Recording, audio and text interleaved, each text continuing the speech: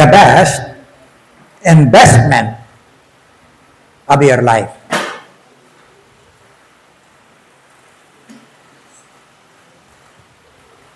Lahat naman tayo, di ba?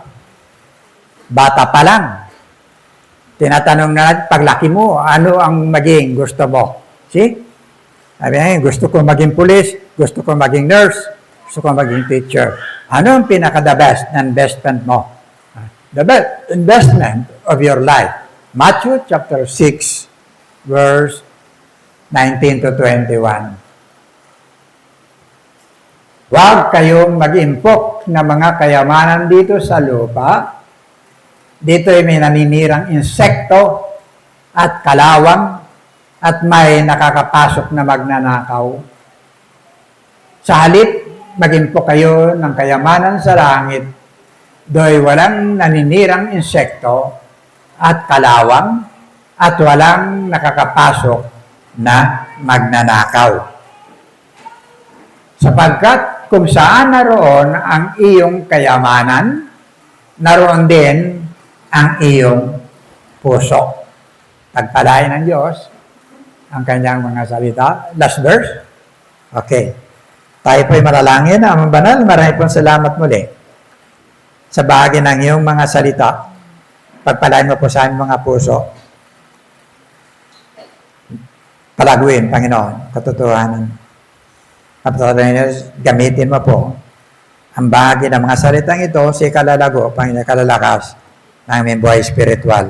Ito po ang aming dalangin sa pangalan ng Panginoon Kristo. Amen. Amen. Sumagi na po ba sa isipan ninyo yung katanungang ganito? Noon, naisip ko na yan.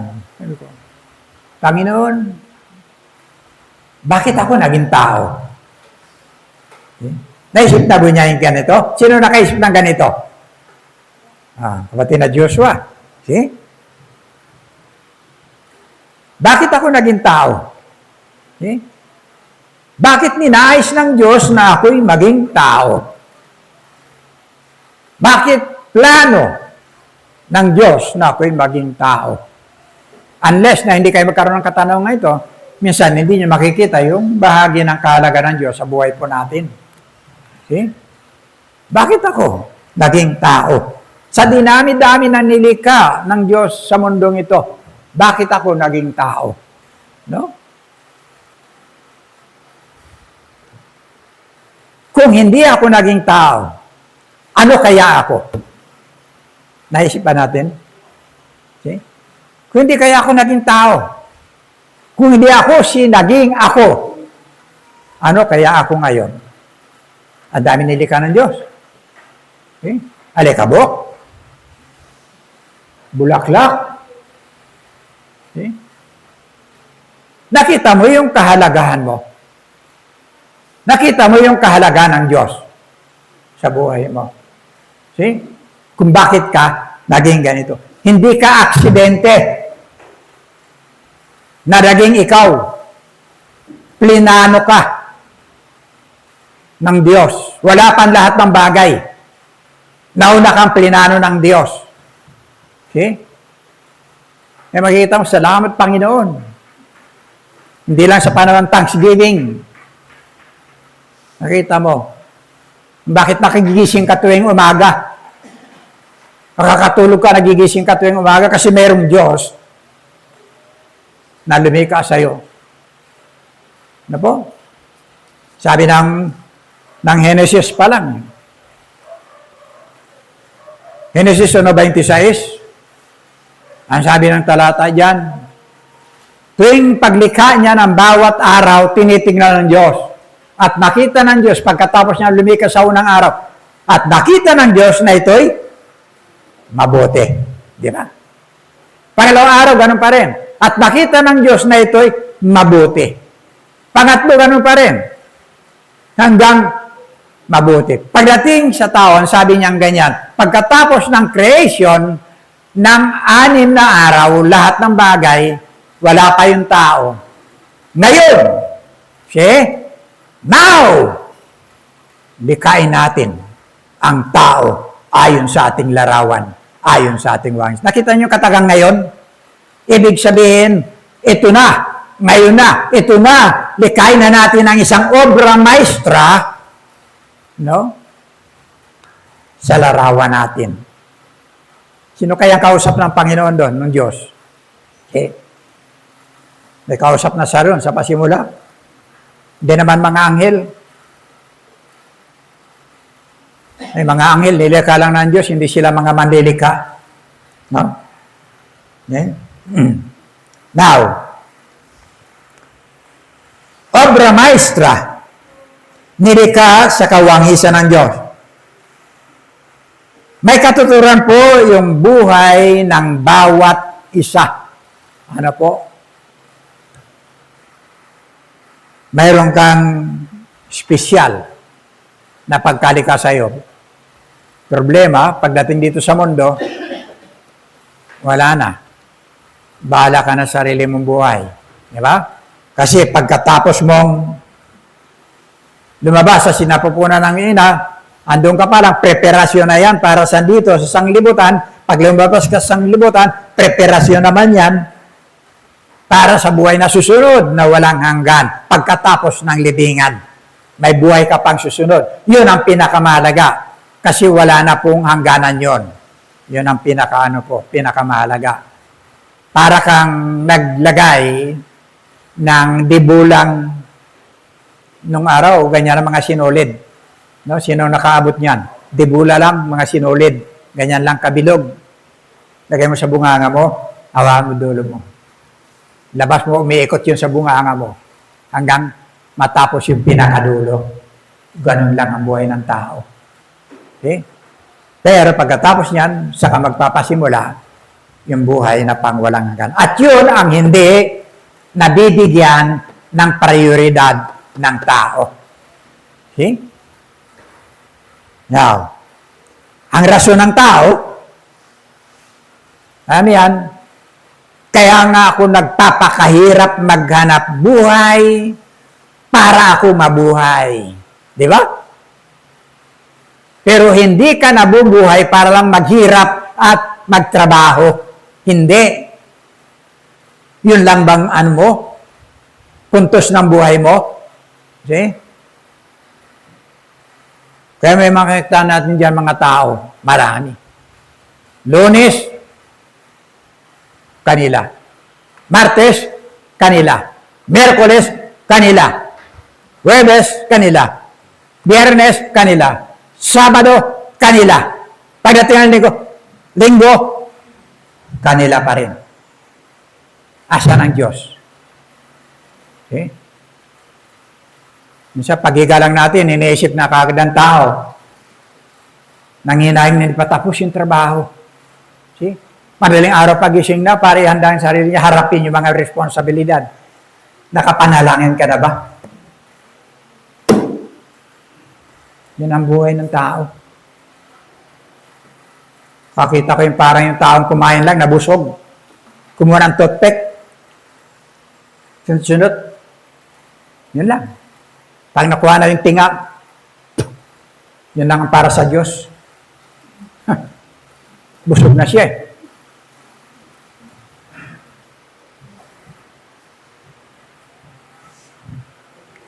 Kaya sabi ng Matthew chapter 16, verse 26, meron ba tayo dyan? Sapagkat ano ba ang mapapala ng isang tao, makamtan man niya ang buong daigdig, ngunit mapapahamak naman ang kanyang sarili.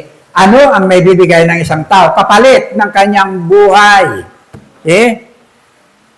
Sa lahat ng mga pagsisikap mo, ano ang pwede mong ipalit? Kapalit na nasa iyo ang buong sanglibutan. Doon sa kapahamakan na yung makakatagpo. You see? Wala. Dumilang ng kuko yun. Wala. Eh, diyan ka nagpakamatay. Paano?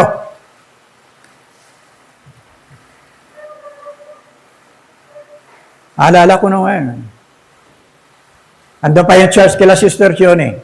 Lakad ako, bit-bit ko yung sungbok. Mayroong mga kupon ba na kopya ng kanta? Okay? Pagdating ko dyan sa bahagi ng tennis court, Mayroon nakatayo dyan. Lingkod din ng Diyos. Okay? Tapos binati ako. Oh, Pastor!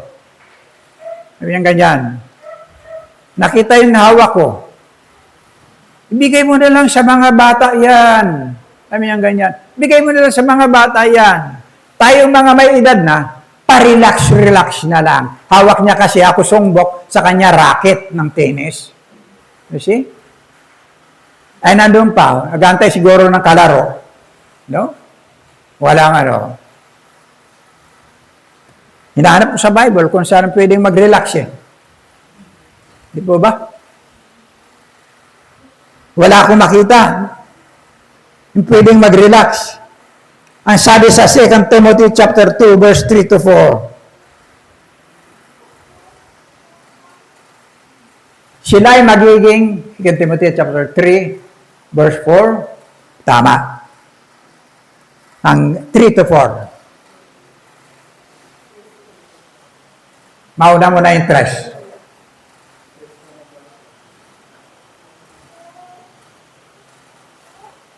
Second Timothy chapter 3 verse 3 to 4. Yan. Walang katutubong pag-ibig. Tama ba yan? Second Timothy? Chapter 2. I mean, mali ako. Chapter 2 verse 3 to 4. 2, 3, 4.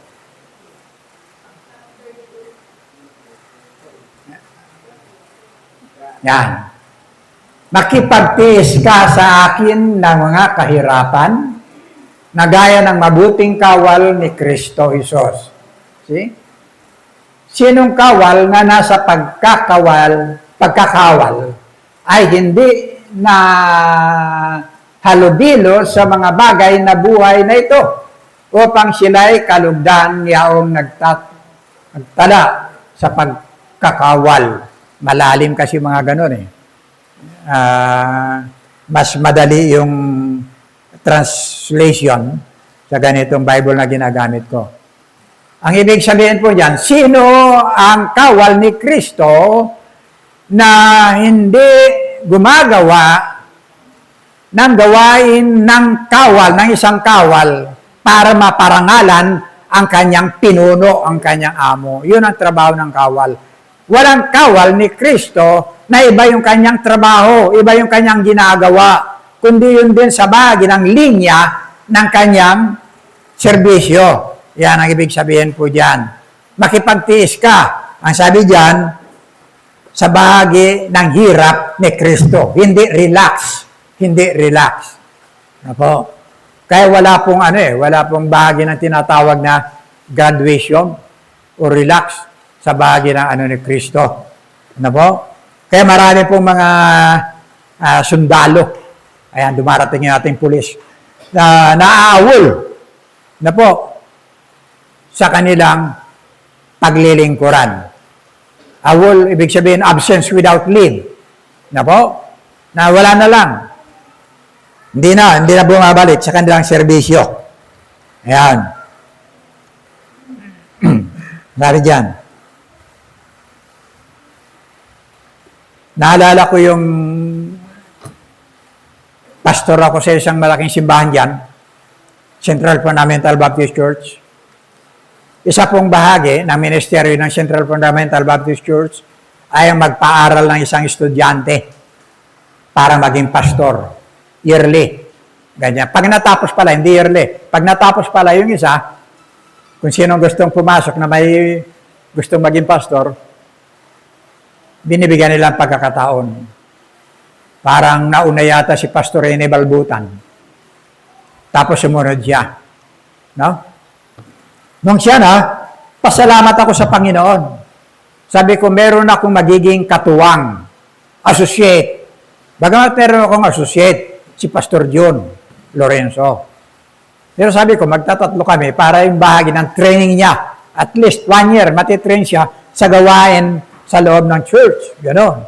Pero nakakalungkot, nung matapos na siya, Wala, ayaw na niya talagang humawak, ayaw niya maging pastor. Imagine at least mo yung 4 years na pag-aaral. Ngayon, naging ganap ka ng pastor, mayroon ka ng certificate na kinikilala kang pastor, pagkatapos ayaw mong magpastor. Kakalungkot. Pag makikita mo kung ano mga kapanahunan, panahon ng mga mangga, pupunta ng Maynila, may mga kain-kain na mangga, nagninegosyo. Sabi ko, anong klaseng ano to? Ninegosyo ng daing. Okay? Nung makita niya na maraming pastor, na maroon na mga inaalaga ng dating gobernador. Ang daming pastor doon. So, sama siya doon. Kalipunan nila. Tambak sila mga pastor doon. Walang mga ministeryo. Sabi ko, na hindi niya naranasan, tubayo sa pulpito, hindi niya naranasan mga lagat, magpakain ng mga tupa. Yun ang importante doon. Yan sinasabi ng Panginoon kay Pedro. Di ba? Mahal mo ba ako? Inibig mo ba ako nang higit sa mga isdang ito? Ang sabi ng Panginoon? Opo, Panginoon. Please, pakanin mo ng aking mga tupa. Alagaan mo ng aking mga tupa. See? Yun ang sabi ng ating Panginoon. Nakakalungkot. Tapos, dumadaan ako. Lakad na ganyan sa taas. Galing ako kila Lamsan. Yung dating Lamsan dyan. Nadaanan ko yung mayor. Pastor, why? Ganun dan, tinuturo niya ang isang pastor. Pastor, why? Tinuturo niya. Yan pala yung driver niya yun, yung pastor na yun. Pastor, why? Tumango na lang ako, ngumiti na lang ako. Ay, grabe. Lingkod ka ng Diyos. Gusto mo maging lingkod ng tao. Okay? Nakakalungkot, namatay na lang yung ano na yun, pastor pa rin ang tawag. Walang paglilingkod, wala, pastor siya. Basta siya pastor, hanggang sa namatay pastor siya. Kakalungkot. Sabi ko, Panginoon, patawad po. Gusto ko lang ito ipakita, anong kahalagaan ng buhay natin. Ano po? Nasabi diyan.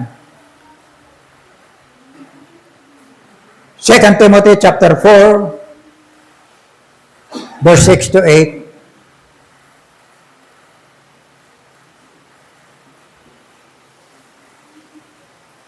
Sapagkat dumating na ang panahon ng pagpanaw ko sa buhay na ito. Pansinin po ninyo si Apostol Pablo. Ako'y mistulang isang handog na ibinuhos sa dambana. See? Pinagbuti ko ang aking pakikipaglaban. Natapos ko na ang dapat kong takbuhin at manatili akong tapat sa pananampalataya. Kaya naghihintay sa akin ang koronang gantimpala para sa mga namuhay ayon sa kalooban ng Diyos. Sa araw na iyon, ang Panginoon na siyang makatarungang hukom, ang siyang magpuputong sa akin ng korona. Hindi lamang sa akin, kundi sa lahat ng kanyang, nananabik sa kanyang pagbabalik. Kasama po tayo diyan lahat. See? So, ibigan. Puspusan siyang lumaban. Hindi siya nagpahinga. See? Hindi siya nagdahilan. Hindi siya nag-awol. Lahat lumaban siya ng puspusan. Hindi yan nagda-jab ng, anong tawag doon, may jab na ganyan sa hangin. Na walang tinatamaan. Na po? Bawat jab niya may tama. Okay? Hanggang sa dumating doon sa finish line ng kanyang buhay. Ang sabi niya, tatanggap siya ng gantimpala. Tandaan natin, mga minamahal. Ano ang pagpapagal po natin? Mayroon pong bahagi na higit pa sa ating ginawang paglilingkod. Yung bahagi ng reward na gagawin sa atin ng Panginoon. Ano po? Now, naalala ko yung isang, nakita niyo yun, madalas ipatalastas yun. No? Yung isang negro, American negro, di po ba? Olympic yata yun. Olympic. Starting pa lang, halos nauuna siya. No? anong tawag doon? Takbuhan. No? Halos nauna siya. Kalalayo pa lang nila sa bagay ng starting point na po, bigla nag-cramps ang kanyang hitayata o binti. Salampak na siya. Katapos nun, hindi na siya makatayo. Pumunta yung isa na tagapanood, tinakbo siya, itinayo siya para dalhin. See? Dalhin sa ano na. Hindi na, kasi mga kasama niya nandun na eh. See? Pero nang ginawa niya, sinikap niya tumakbo.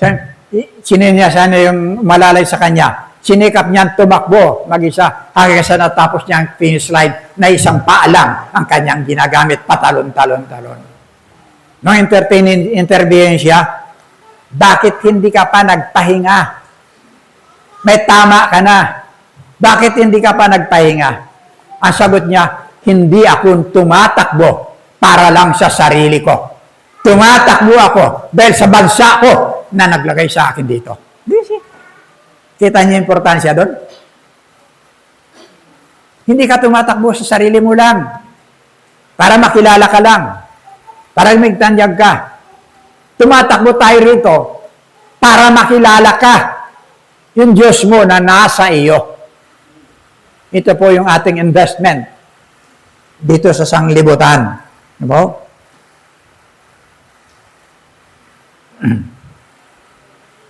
Kaya nga sabi ko sa mga nagtatapos ng Bible School, after 20 years, bago kita i-congratulate, after na makita ko, yung bahagi ng linya mo sa service sa Panginoon, after 20 years.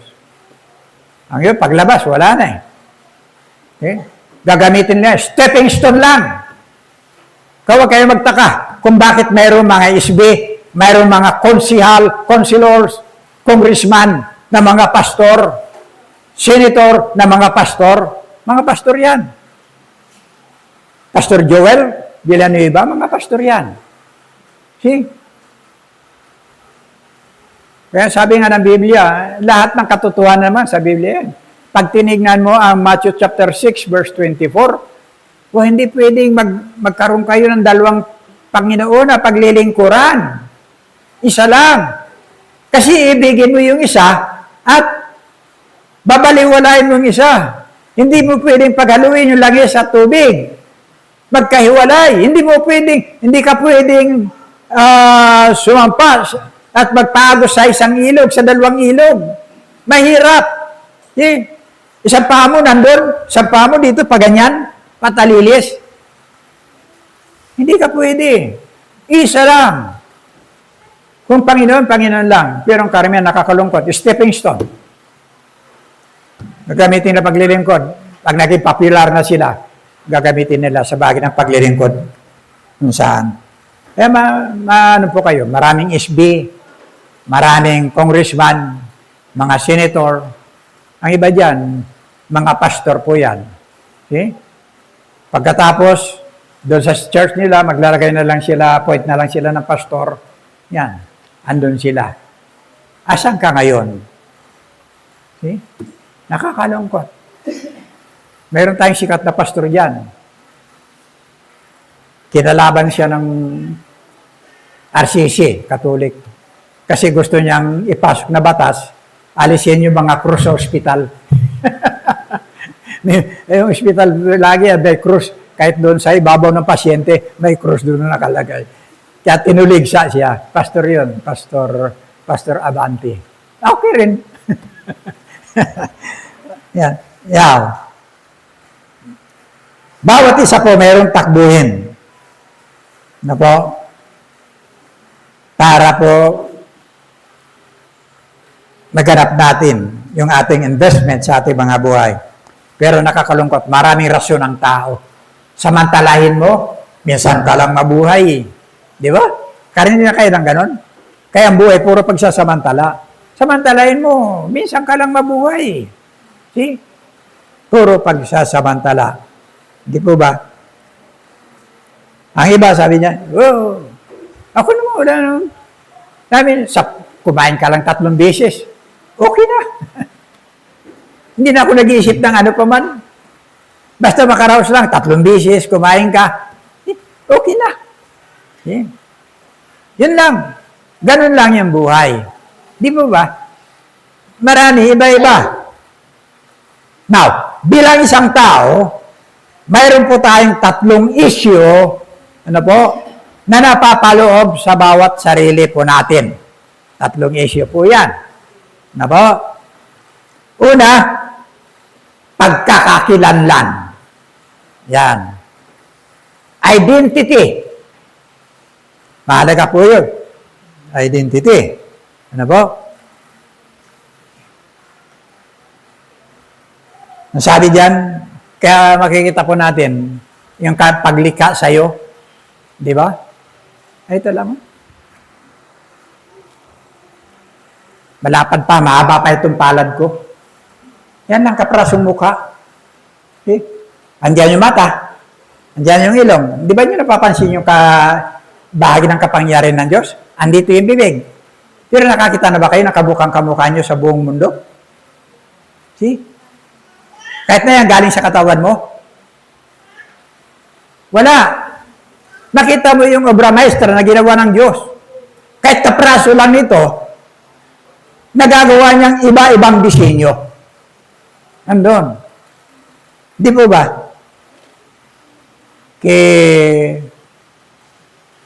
Sino ba ito? Kay Pacquiao. Yung asawa niya, hindi dalawa, may kamukha. Nakita niya kamukha ng asawa niya? Kasi may kambal. Yan. Pag tinabi mo silang magkambal, pareho ang taas, pareho ang mukha, pareho talaga. Eh, pag ikaw tumingin, sasabihin mo, pareho talaga. Pero, tawagin mo si Pacquiao, siya patingin mo, tuturo niya kung asan yung asawa niya. See? Maring pareho sa boses, okay rin. Pareho sa boses. Pero sa ugali, pareho rin kayo ugali. Ito. Imagine, kaliit lang yan. Ayan lang. See? Pag wala kang pinag-aralan, karamihan mga bumuboto nung mga ano dyan, no read, no write, pag hindi makapirma, ito. See? Ikaw lang mayroon yan eh. Imagine, kaliit na yan, nagagawa ng Diyos na iba-iba. See? Ganun kadakila ang Diyos natin, yung identity mo. Mahalaga. Kaya pag nag-apply ka, pag sinabing ganyan, ay, anak yan ni ano, ganito eh. O, kailan mo gusto magsimula? See? Kasi mayroon ka ng identity na nakikilala at nasusundan. Now, ikalawa, kaya yung sinasabi natin, sino ako? No? Sino ako? Ikalawa, kahalagahan. Importance. May halaga ka. Umahalaga ka sa Diyos. Okay? May sarili kang kakanyahan. No? May sarili kang kaloob. Yung kaloob mo, hindi ko magagawa. Yung sa akin, hindi mo rin kayang gawin. Diba? Kaya nalibawa tayo sa katawan ni Kristo. Na lahat ng bahagi ng ating kakayahan, pag kinilos natin, siya kaluluhati ng isang katawan. Malalaman mo ngayon, no? Bakit hindi kaya nilikha ng Diyos ang tao na isang ngipin lang? Di ba? Tatawa ka, isang ngipin mo lang dito. Bakit kaya nilikha ng Diyos na isang daming daliri, hindi lang isang daliri? Malalaman mo ngayon na mayroong kanya-kanya na kaloob na pwedeng gamitin sa ikalwan ng katawan. Kalulahati. No? Ang tawag dyan. Importance. Yan po ang importance. Alawa. Ano po? Tatlo, yung impluensya, impact ng ating mga buhay. Ano ba ang impact ng ating mga buhay? No? Baka makinig, walang kwentang tao yan. Di ba? Mahirap. Yung impact ng ating mga buhay. Ano po? Minsan, yan makita mo, may grupong mga babae, kukwentuhan, tapos mayroon biglang lilitaw. No? Ngayon, Mari, andyan na, iskerda na ako, andyan na si Marites. May impact bang ganun? Ha? Nag-uusap na ganyan, pagkatapos isa-isa, i-iskerda. Andyan na, papartihan ka na naman lahat ng ano yan. Karinig kayo ng tao, pagbukas ng bibig, puro problema. Di ba? Paglapit sa'yo, lahat puro problema. Ang lapit sa'yo. Kaya sa harapan ka nga na makinig, iiwas ka kasi andyan na si problema. Ang mahirap yung, andyan na, mangungutang na naman. Okay lang kung mangutang. Ang problema, pag nangutang, pag nakautang na, hindi ka nakilala. Pero sa salubong ganyan, hindi ka nahirang tumingin sa'yo. Pag pinasingil mo, siya pang galit. Kaya impact. Ano bang impact sa atin ng tao? Kaya kalimitan po, ginugulo po tayo ng maraming mga bagay na kalimitan, napapalayo po tayo. Na po, naiiwan natin yung mga bagay na mahalaga. Na po. Nasabi ng Kawikaan 19:21, sa puso ng tao'y, ang isang tao'y maraming iniisip, maraming binabalak, ngunit ang kalooban din ni Yahweh ang siyang mananaig. See? Ilagay mo yung sarili mo sa kaisipan ng Diyos, sa kaisipan ni Kristo. See? Marami tayong plano. Minsan, kita natin, bigo. Ang dami-dami ko ng mga bagay na tawag dito, posisyon. Ang dami ko nang natapos na, andyan yung mga certificate ko na natapos. Pero ni isa, wala akong nagamit. See? Nakakita kayo ng taong ganon? Naka-display yung kanyang mga, pero ni isa, walang nagamit. Collection lang siya ng mga certificate. Diba? Minsan, narinig natin lahat ng uri ng hanap buhay, napasok ko na, pero hanggang sa ngayon, lubog pa rin ako. Okay? Ganon. Ang problema doon, natanong na ba natin yung ating mga sarili? Kaisa ba natin ang Diyos sa bagay ng ating mga problema? Kaisa ba natin ang Diyos sa bagay ng ating mga iniisip, sa ating mga plano? O iba ang direksyon ng ating mga plano kaysa sa plano ng Diyos para sa atin? Diba? Na kuminsan tayo pa rin nasusunod yung ating oras, yung ating panahon, yung ating pag-ibig, yung ating mga lahat na wala natitira para sa Panginoon. May mga taong kapag ka nagtrabaho, patay kung patay. Di ba? Kakita na kayong taong ganon? Patay kung patay. Kaya sabi ng 1 Corinthians chapter 6, verse 19 to 20. Katawan mo, templo ng Diyos. Hindi ba ninyo alam na ang inyong katawan ay templo ng Espiritu Santo na nasa inyo at ipinagkaloob ng Diyos sa inyo? Hindi ninyo pag-aari ang inyong katawan. Huwag mong bigyan ng maraming pataw. No? Pabigat. Problema. No? Mga bagay. Kaya malimit kong sabihin, kaya tayo may nagkakaroon ng problema sapagkat yung problema ng Diyos, pinoproblema natin. Bigay mo sa Diyos. Problema niya yun eh. Anak ka eh. Okay? Problema niya yun. Problema, inaagaw natin yung problema ng Diyos, kaya tayo na po problema. Ano po? Narapat, sabi dyan, lagi, manghawakan tayo, manguna ang Diyos sa buhay po natin, na mga bagay, ang Diyos ang siyang maluwalhati sa ating mga buhay. Yung pagkakaroon po natin ng maraming panahon, mabuti po yan. Ang pagkakaroon po natin ng saganang buhay, mas mabuti po yan. Ang pagkakaroon po natin ng maraming kayaman, higit na mas mabuti po yan sapagkat pinagpapala po tayo. Huwag lang na yung mga bagay na ito, hataking ka na, palayo sa bahagi ng iyong kaugnayan sa iyo, sa Diyos. Wag lang, yung mga bahagi ito, unti-unti, nawawalan ka na ng panahon, doon na lang nakafocus ang lahat ng bagay sa buhay mo. Kasi, na kuminsan, kapag ka ganitong pangyayari, makikita natin na number one, ang mga bahagi na minamahal mo, ito na magiging Diyos sa buhay mo. See?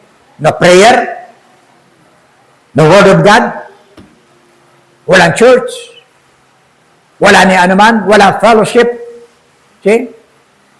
Pero makikita yung bahagi ng, hindi ako grabe yung ano ko, grabe yung ginagawa ko, wala. See?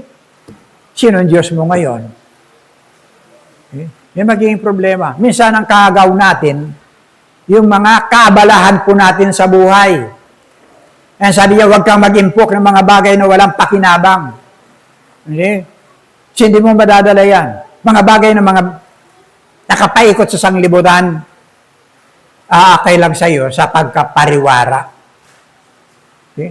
Bagamat ang Panginoon, pag nauna ang Panginoon, ito magdadala sa iyo sa bahagi ng tinatawag na buhay na walang hanggan. Na po? Now,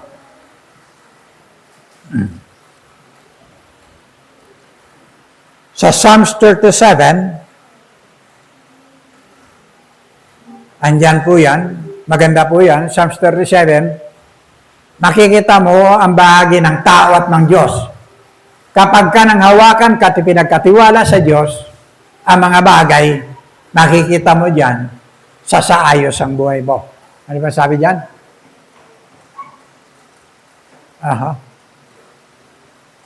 Huwag kang mabalisa dahil sa masama, huwag mong kaingitan, likon nilang gawa.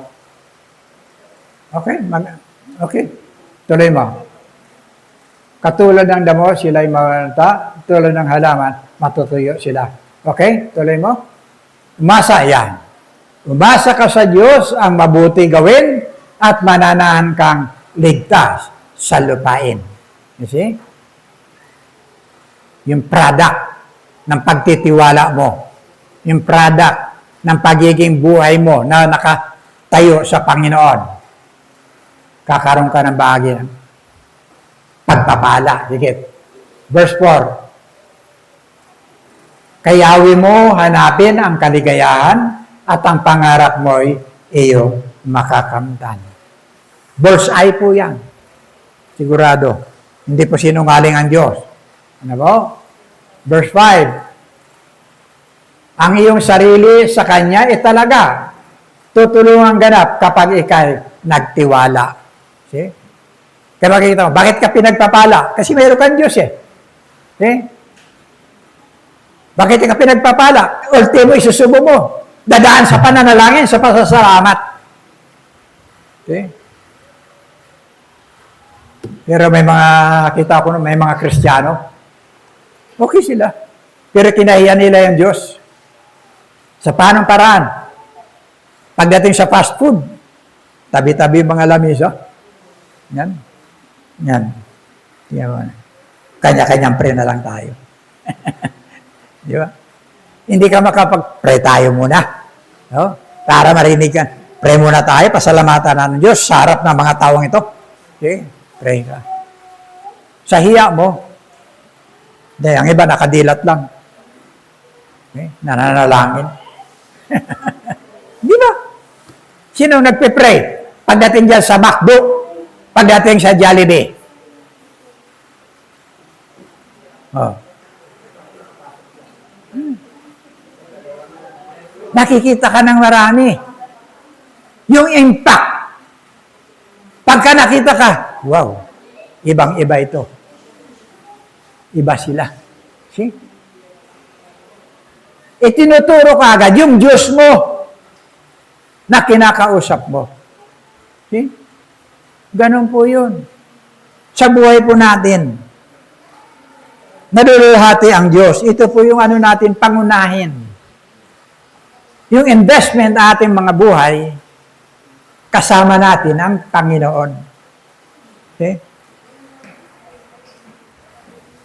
Sa verse chapter 73, binaliktad mo lang yun, 37, Tapos baliktarin mo, 73. No? Makikita natin, hindi na yun yung Diyos, yung sanglibutan na. Yan, binaliktad lang yun. Pero makikita mo, sanglibutan na yung nandoon. Ano po? Na pinagtitiwalaan na mga mapapahamak. Yan po. So, ang mahalagang investment sa buhay ng isang Kristiyano ay hindi sa mga bagay na mahalaga sa sanglibutan pong ito, kundi kung ano ang higit na mahalaga sa sinasabi ng banal na kasulatan na po, na nakasentro sa ating Panginoong Jesucristo. Na po? Sagana ka sa oras, praise God. Marami kang pera, praise God. Pinagkalooban ng Panginoon sa iyo. Pagpapala yan. Okay? Mahalin mo. Pahalagahan. Huwag mong gamitin sa hindi maganda. Pero, laging kasama ang Panginoon. Kuha nyo? Laging kasama ang Panginoon. Ano man ang mga bahagi ng buhay mo, huwag mong pahintulutan na ito ang siyang humatak sa iyo. Papalayo ng iyong kaugnayan sa Diyos. Okay? Now, mayroong isang ito. Kaya pag alala ko yung aklat ng Lucas, marami dyan, puro mayaman yan. Luke, simula ka. Mayroong isa dyan eh. Sa Luke chapter 12, pakiano mga kapatid, Luke chapter 12,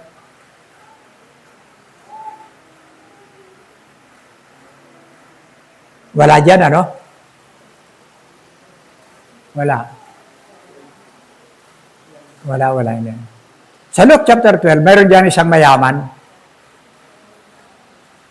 Pundar ng pundar. No? Marami na siyang naipundar eh. Dito meron ganyan eh. Ang trabaho niya nung araw, nag-ano lang eh, nag-aasin. Malakas ang basnig dito nung araw. No? Nagdatingan yung mga tinatawag na mga estranghero. Mga Gakutan, Flores, Galang, hindi mga taga dito, galing yan sa ibang bansa. Enriquez, no? Dito, dating sila rito. Marami pa. De Guia, puro mga estranghero yan. Kaya makita mo, may mga pangalan na sila ngayon dito. Estranghero yan, mga mangingisda. Ngaling Anday, marami. Nakapagtayo sila. No? Naka-establish na. Yung mga ang buhay nila doon natapon. Ay kilala ko yan. Lagi na makahaba ng sweater yan eh. Laging may baril sa baywang. Nakasombrero. Pero babae yun. Kasombrero. Ang dami na niyang umbuyan. Ang dami niyang basnig. See? Inabot pa niyo yun. Nung dumating ako dito, galing sa Maynila, malayo na habang panahon. Pagbalik ko dito, dinatang ko, nirarasyonan na lang siya ng pagkain. Kung sinong maawa sa kanya, rasyonan ng pagkain. Milyonarya yan. Ang dami ang mga tangke ng patis, ang dami niya mga basnig. No? Wala na puntahan yung buhay niya. Walang Diyos eh. Kilala niyo Aling Anday? Ganon. May isa dyan, marami. Ang dami niyang lupain. Siya ang pinakamaraming lupain dito, sa Coron. Namili na mga lupain. Bigla, umangat. See? Ang daming spekulasyon ng tao. Pero ang sabi niya, tumama siya sa sweepstake. See? Pero ang dahilan niya eh. Samantalang nag-aasin lang siya. Tapos papala. Upahan lang siya. Papala siya ng ginagawang bagoong. Ngayon, kilalang kilala. No? Ganun ang buhay niya. Dami niyang, may bowling lane siya, may sinihan, may asinan, may mga factory siya sa, Nabutas. See? Nandyan lang. Kita natin, namatay na walang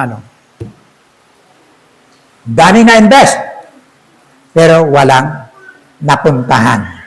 Ano po?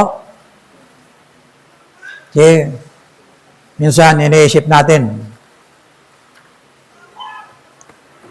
mayaman na yon sa Lucas, ang sabi niya. Ano ang gagawin ko? Okay? Hindi na kasya dito. Tatayo ako ngayon. Tayo ako ng mall. Tayo ako ng ganito. Doon ko ilalagay lahat. Ganyan yan. Kung ilalagay natin sa ating kapanahunan. Pero nasabi ng Biblia, hangal. Kukunin yung kaluluwa mo ngayon. Kanino maiwan ang lahat ng yan? Sinong makikinabang ng lahat ng yan? Hangal. Maganda pakinggan yun, hangal. Dito. Pero sa original na Bible ko dyan, na King James Tagalog version, ulol, nakalagay doon. Hindi, baka isipin ng iba, nagmumura ko, hindi. Yun na nakalagay sa Bible. Ulol. Gano'ng kasakit yan? Pag sinabihan ka, ulol ka. Gano'ng kasakit? Naging ulol ka lang sa mga bagay nandito sa sanglibutan. Alam ba niyo yung kwento ni Johnny Tango? Kwento muna ako. Para ano naman. Labanan. Labanan ng mga lahat ng bansa. Pagandahan ng aso. Pagandahan ng aso. Tawag isa-isa pagdating dyan. Hawak yung kadina ng may-ari ng aso. Abay, kababait. Mayroong Polish dog, mayroong German dog, mayroong Labrador, mayroong tawag nito. Yung pagkumagat, hindi na magbibitaw. May asong ganun. Yung ayaw nang bumitaw talaga hanggang sa mamatay, ayaw niya bitiwan. Pero pagdating doon, tabi-tabi, away kababait. Ang babait nila lahat. Halos lahat ng bansa nandun na. Merong malaki, merong maliit, chihuahua, meron lahat. Nung tawagin ang Pilipinas, dala niya hindi kadina. Dala niya sako. Bitmin niya yung sako. Pagdating doon sa kalagitnaan, hinabad yung tali ng sako, tapos sabay takbo. Lumabas yung ulo ng aso sa loob ng sako. Tapos, umakbang, susuray-suray. Tapos, bumubula yung bibig. Ulol. Yung aso. Takbuhan lahat. Ulol. Yun ang epekto na tinatawag na ulol. Hangal. Gusto ba natin maging hangal, ulol, sa harap ng Panginoon?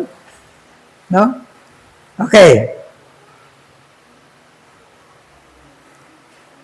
Kapag hindi po si Kristo ang umawak pangangasiwa sa ating buhay, wala pong magiging katuturan. Minsan, nag-iisip po tayo, may mga kaisipan po tayo na hindi ayos. Minsan ang isipan natin, nakarinig na kayo, pag ako namatay, balot na lang niyo ako sa banig. Balot na lang niyo ako sa kumot. Tapos itapon na lang nyo ako para wala na kayong problema, wala nang gastos. Nakarinig na kayo ng ganyan? Paano ko namatay? Nakakarinig din kayo. Ano kaya? Pag namatay ako, marami rin kayong makikipaglibing sa akin. Di ba? Nag-iisip ba kayo ng ganyan? Ano kaya? Pag namatay ako, ano kayang iwanang sasabihin ng tao sa akin? Ano kayang sasabihin nila sa akin sa buhay ko? Di ba? Tamo, pangit. Ganyan ang buhay niyan. Di ba? Pag nakangiti. Ganyan. Di ba ganyan impresyon ng tao kagad? Titignan yung bangkay. Ang lungkot niya. Di ba? Parang ayaw pa niyang mamatay. May mga impresyon. Minsan inisip natin, ano kaya? Pag namatay ako, ano kaya magagandang sabihin ng tao sa akin? Baka may sabihin pangit. Di ba? Yun ang mga bahagi. Pero sa atin, hindi natin dapat ilagay sa mga ganong kaisipan kung ano ang sasabihin ng tao na impresyon sa atin. Kundi kung ano ang sasabihin ng Diyos para sa atin. See? Ano ba ang naging bahagi ng buhay mo? Ano ba naging bahagi ng pamamaraan mo sa buhay na andun ba ako lagi? O nagsasarili ka? Tandaan natin, lahat pagdating ng oras, riripasuhin ng Diyos yung bawat buhay natin isa-isa. Haharap tayo sa Diyos, lahat-lahat. At doon isasaysay natin ang malaya, naririnig ni pastor, naririnig ng lahat, naririnig ng buong mundo na mga banal. Once na tumayo tayo sa harap ng Diyos, anong ginawa mo? Anong ginawa mo? Support nang magkaroon tayo ng relasyon, magkaroon ka ng relasyon. See? Ilang kaluluwa na ang nadala mo sa akin. See? Anong mabuting nagawa mo? Yung pag-ibig ko sa iyo, nasuklihan mo ba ng pag-ibig sa iyong kapwa? See? Lahat ng bahagi ng mabuting gawa at masamang gawa sa pool maging anak ka ng Diyos. Talagay po yan. Naririnig ng lahat. See? Si Trump, Christian yan. Tapos andun si Trump, nakikinig sa iyo. Lahat ng tao, buong mundo, mga Kristiyano. See? Sasaysay ka. Panginoon kasi yung mga ganito, ganyan-ganyan. Wala kang makakalimutan. Lahat malinaw. Malinaw lahat. Walang may tatago. Gusto niyo makita? 2 Corinthians chapter 5 verse 10. Hanapin mo nga.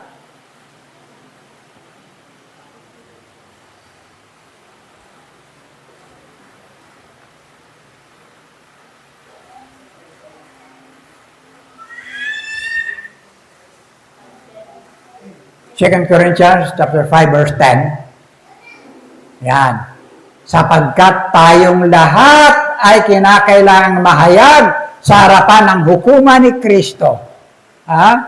Upang tumanggap ang bawat isa ng mga bagay na ginawa sa pamamagitan ng katawan dito, ayon sa ginawa niya, yung ginawa mo, ginawa ko, no, maging mabuti man o masama. Yes, Tandaan natin, 7 kinds of judgment. Judgment of the angels, wicked angels, judgment of the nations, judgment of Israel, judgment, maraming judgment. Judgment seat of Christ. Ito ang tawag dito, judgment seat of Christ. Yung mga anak ng Diyos ang haharap sa hukuman ni Kristo. Hindi na tayo aabot doon sa white throne judgment. Lahat doon puro masasama. Susugba na lang sila. No? Dito, sa lugar na ito. Sabi diyan, tayong lahat, kinakailangang mahayag, tatayo ka diyan, naririnig ng lahat. See?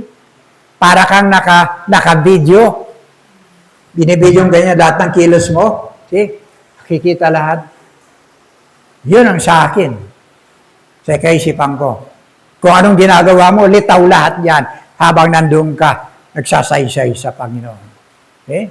Walang may tatago, walang may lilihim, lahat ng gawa mo, may kaukulang record, nakatala.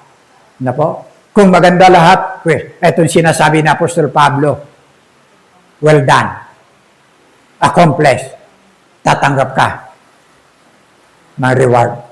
See? Pero kung ginagawa mo lang ang lahat ng bagay para lang sa katanyagan mo, makilala ka, dahil mayroon kang programa sa sarili mong buhay na mayroon kang papasukin na plano sa buhay mo, wala ka. Ang sabi ng 1 Corinthians chapter 3, verse 13 to 15, makikilala ang uri ng gawa ng bawat isa sa araw ng paghuhukom. Yan po. Sapagkat verse 13, sapagkat mahayag sa pamamagitan ng apoy kung anong uri ang ginawa ng bawat isa. Kasi, kung ang itinayo sa ibabaw ng pundasyon ay hindi masunog, tatanggap ng gantimpala ang nagtayo noon. Verse 15, ngunit kung masunog naman, mawawalan siya ng gantimpala. Gayunman, maliligtas siya, kaya lang ay para siyang nagdaan sa apoy. Nakukuha ninyo kahulugan? Ha? Makikita po yung katotohanan ng mga paglilingkod natin, mga gawa natin para sa Panginoon. No? Habang nagsasaysay tayo, kaya nga sinasabi diyan sabi ni Juan, siya ang nagbabautismo sa Espiritu at sa apoy. Apoy, to refine. Ito magre-refine ng ating mga gawa. Dumadaan sa apoy. Panginoon, ako ganito, ganyan. Panginoon, ako nung 1970, 1972, sa Tayog Pangasinan ako, 1974, nasa Mungkada, Tarlac ako, ganito, 19 ganito, nasa Antipolo ako, dadaan lahat yun. Pag makita ron yung bahagi ng mga 1919 mo, makikita mo lahat ng yun, abo. Pero kung dalisay, lalo, kita nyo yung ginto na nasa bato, dinadaan sa apoy para maging dalisay. Ganyan yun. Makikita lahat yung gawa natin. Ikaw mismo, makikita mo. Kung dalisay, tapat, totoo, makikita mo ang katibayan sa bagay ng pagharap natin sa harap ni Kristo. Judgment seat of Christ. Walang may tatago. Wala. Panahon na kung saan karoon tayo ng personal na relasyon kay Kristo, ano ang pinamuhay mo, ano ang ininvest mo, naging karapat-dapat ka bang tatanggap na mga reward o award na magmumula sa buhay mo sa iyong paglilingkod dito. Ng panahon na nabubuhay ka, na ipinamumuhay mo yung relasyon mo sa ating Panginoon sa Kristo. Kita natin mga minamahal. Kaya sikapin po natin yung sinasabi ni Apostol Pablo, last verse, Philippians chapter 1, verse 20.